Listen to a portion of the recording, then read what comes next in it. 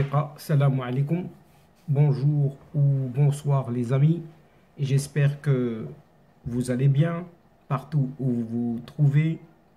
Bienvenue sur votre chaîne Bled Magharibiya et merci de nous recevoir chez vous et parmi vous une nouvelle fois.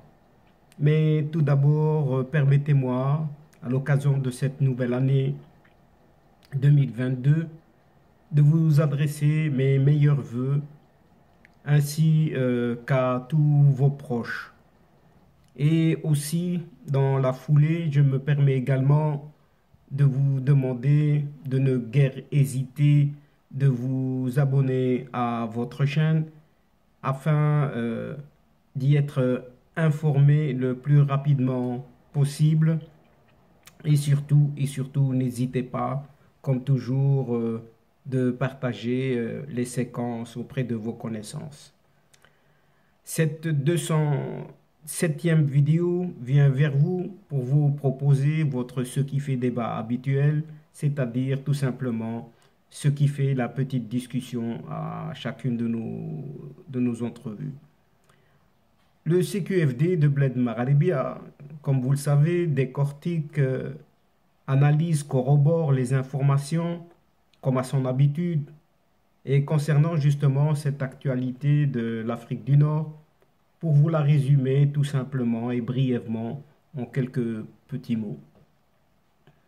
Le CQFD d'aujourd'hui, enfin de maintenant, la présente séquence se consacre à cette Algérie dans l'année, oui, dans l'année, paraît-il, l'année du décollage ou du collage économique selon. Débute avec de nouvelles hausses, oui, débute avec de nouvelles hausses des prix et autres pénuries. Et le jour de vérité, oui, le jour de vérité pour les citoyens algériens et les citoyennes algériennes est arrivé, oui, est arrivé puisque ce pseudo ou leur pseudo-président a acté la fin des subventions, oui, la fin des subventions sur des produits de base, c'est-à-dire des produits de première nécessité. Parce que il y a cette fameuse loi Finance 2022 qui est entrée en cours. En effet, ce pseudo-président athée a décrété 2022, oui, a décrété 2022, année du décollage économique entre guillemets. Mais en attendant la nouvelle année débute, mais elle débute par des pénuries et des flambées de prix des produits alimentaires qui détériorent davantage encore le pouvoir d'achat des Algériens et des Algériennes. Et décidément pour cet athée, c'est encore et toujours à cause d'une certaine main invisible, dit-on une main étrangère. Et cette nouvelle année, toujours ce pseudo-président algérien, cet athée, sans foi ni loi, a adressé ses vœux aux Algériens. Oui, ses vœux aux Algériens et l'occasion pour lui, une fois de plus, de dresser le bilan de ces 2 années à la tête de cette Algérie, mais surtout de décréter que 2022 sera celle d'un certain décollage. Mais par contre, pour le peuple, c'est probablement une année de, surtout, pour ne pas dire d'atterrissage, mais de collage. Ce président, ou ce pseudo-président, a souligné, sans avoir froid aux yeux, décidément, avoir parachevé, oui, avoir parachevé l'édifice institutionnel. On ne sait pas s'il est vraiment conscient des termes qu'il utilise. Parachever l'édifice institutionnel de cette Algérie en 2021. Et il le dit à travers l'organisation des élections. Oui, à travers des élections, mais des élections boycottées par les partis politiques et les forces vives algériennes.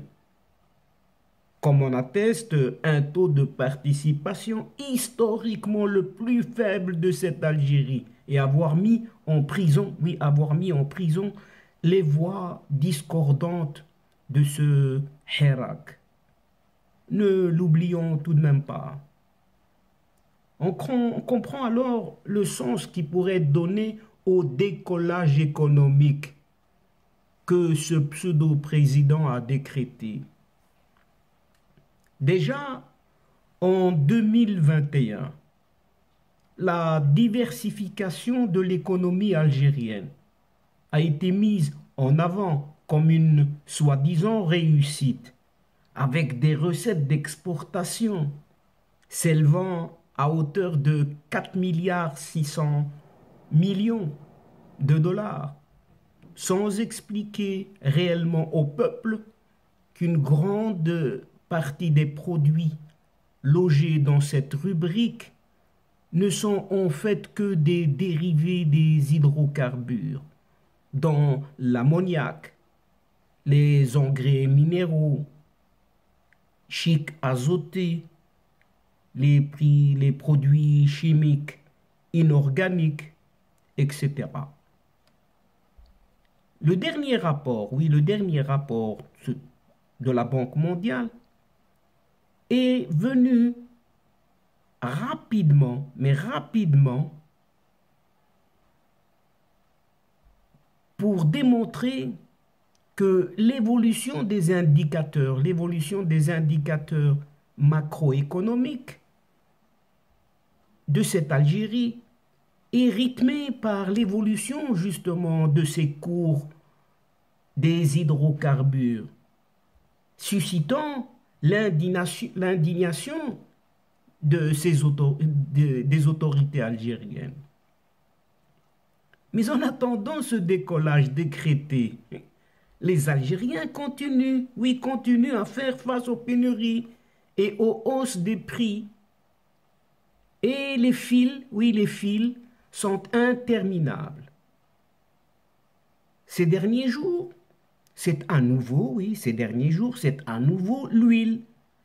Dans la première pénurie, il y a quelques mois, avait été à l'origine des bousculades dans les supermarchés et devant les épiceries qui avaient fait le buzz sur les réseaux sociaux, qui commencent à manquer de nouveau. Donc cette huile commence à manquer dans les rayons de commerce ou de grande surface, si on peut les appeler encore ainsi.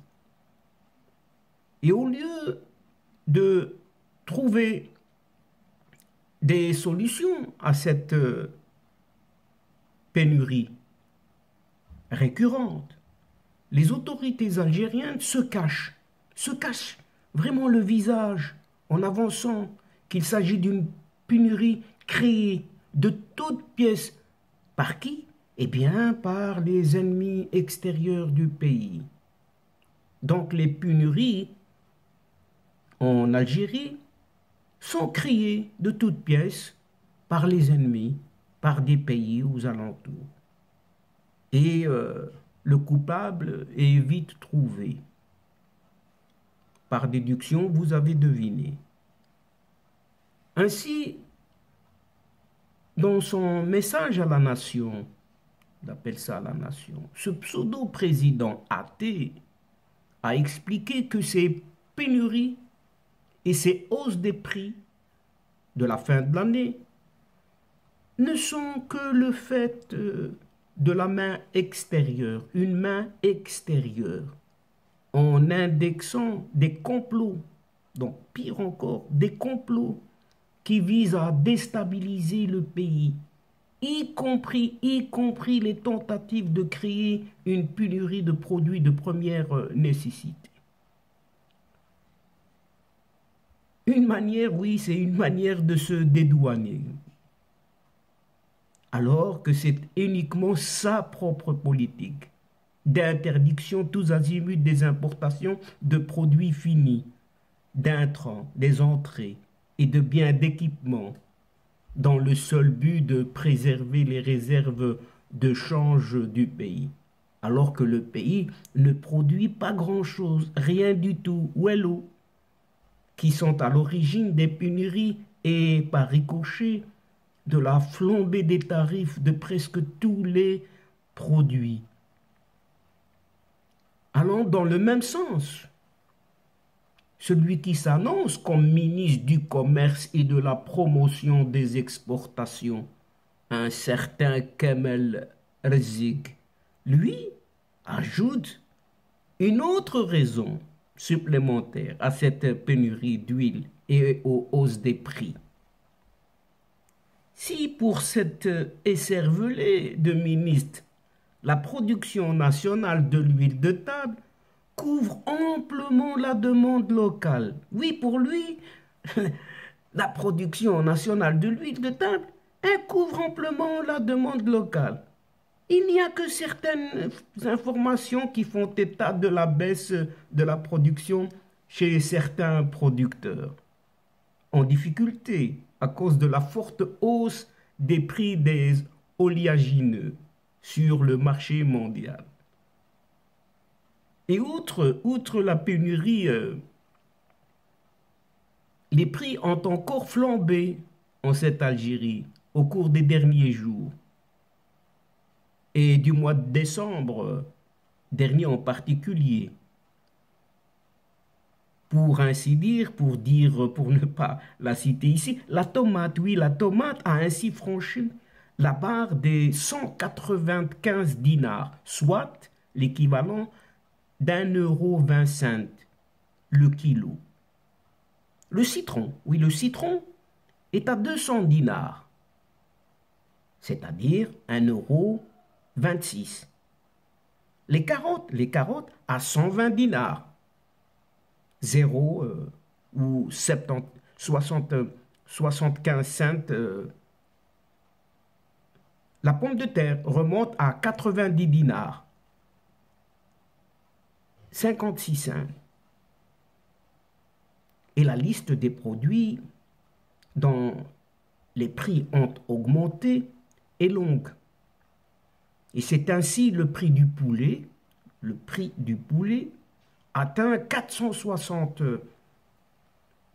dinars, soit presque 3 € le kilo, contre une moyenne de 320 à 340 dinars le kilo auparavant. Le prix des légumes. Cette fois-ci, le prix des légumes secs sont devenus tout simplement inaccessibles au vu du kilo de lentilles, pois chiches et haricots blancs s'établit à respectivement entre 280 dinars, 320 dinars et parfois même 300 dinars, donc entre 280 et 320 dinars. Même le prix du pain, qui n'est pas en reste, pourtant réglementé, a augmenté en ce début d'année, poussant l'Association algérienne de protection de consommateurs, cette fameuse APOC, a dénoncé la hausse des prix de pain ordinaire dans les boulangeries et appelle les autorités à intervenir afin de mettre fin à cette situation. Et toujours pour ce ministre du Commerce et de la promotion des exportations, eh bien la faute incombe toujours à ces spéculateurs. Seulement si les spéculateurs peuvent maintenir les prix à des niveaux élevés pendant longtemps, c'est qu'il n'y a pas suffisamment de produits en dépit des annonces de production record de la part des autorités. L'offre de nombreux produits est insuffisante. Oui, insuffisante face à la demande. C'est l'offre et la demande. Un processus, un mécanisme qui rentre en compte. La demande est élevée et l'offre n'est pas suffisante. Conséquence, ces hausses des prix ont laminé le pouvoir d'achat des ménages. Face à cette situation, ce même ministre a annoncé que son département préparait un texte de loi, comme si avec un texte de loi, on allait résoudre ce problème d'offre et de demande. Et son texte de loi, paraît-il, visant à plafonner les marges bénéficiaires en accusant certains commerçants, oui, certains commerçants, de réaliser des marges bénéficiaires de 100%, voire 200% dans certains cas. Une nouvelle décision qui vient après l'échec. Oui, une nouvelle décision qui vient après l'échec de la guerre contre les spéculateurs. On peut appeler ça comme ça, une guerre contre les spéculateurs. Est lancée lors des flambées des prix de l'année dernière et qui risque de ne pas avoir un impact significatif tant sur la flambée des prix que sur les pénuries qui vont persister. Mais il paraît que le jour de vérité pour les Algériens est arrivé. Oui, le jour de vérité pour les Algériens est arrivé puisque leur soi-disant président vient d'acter la fin des subventions sur les produits de base. Et cette loi de finances, appelée loi de finances 2022, signée par cet athée justement le 31 décembre dernier, acte la fin des subventions sur les produits de base avec les détails qui seront publiés dans le journal officiel dans les jours à venir. C'est une réforme que beaucoup appréhendent. Oui, c'est une réforme que beaucoup appréhendent, mais son application va cependant prendre du temps. Et les autorités prévoient de remplacer les subventions des produits par des aides directes aux foyers qui en ont le plus besoin. Et Dieu sait combien cette population, leur nombre, en a justement besoin. Et pour mettre en place cette mesure, les défis techniques doivent cependant être dépassés. Et c'est loin d'être le cas, puisque techniquement, ce sera très difficile, parce que le préalable serait d'avoir un appareil statistique fiable et complet pour bien cibler ceux qui en ont réellement besoin. Car aujourd'hui, ce n'est guère le cas en cette Algérie. De plus, le secteur informel est tellement important que personne ne connaît qui gagne quoi effectivement en cette Algérie, ce qui explique l'économiste algérien Mohamed Touazi. Une chose est sûre, la suppression de cette subvention, si elle s'appliquait sans compensation, serait un coup dur pour le portefeuille des ménages algériens.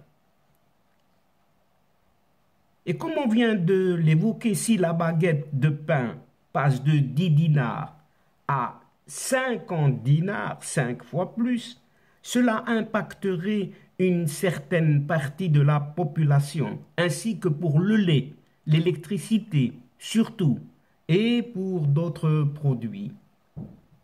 Avec l'inflation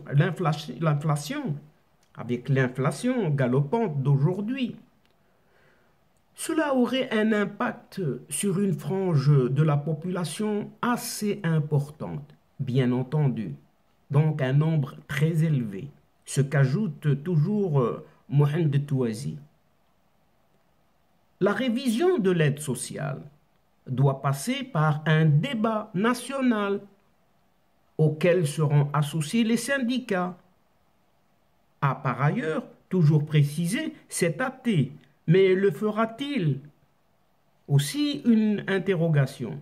Plusieurs tentatives de réforme de ce système de subvention en cours depuis l'indépendance ont déjà été engagées, mais sans jamais être menées à leur terme.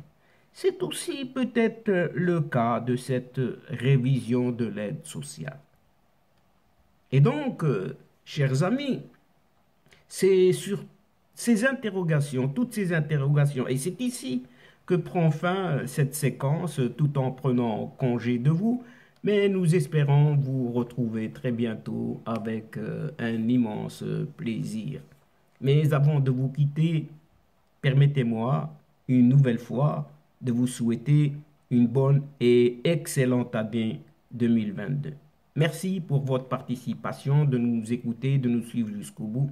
Mais n'oubliez pas de nous aider et d'aider votre chaîne afin d'y être informé très rapidement.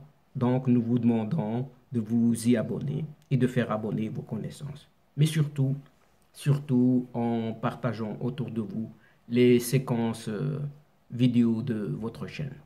Pour ma part, il ne me reste qu'à vous dire au revoir les amis. Al-Asdiqa, salam alaikum wa rahmatullahi wa barakatuh. À la prochaine fois et à bientôt. إلى اللقاء في حصة أخرى إن شاء الله مع السلامة.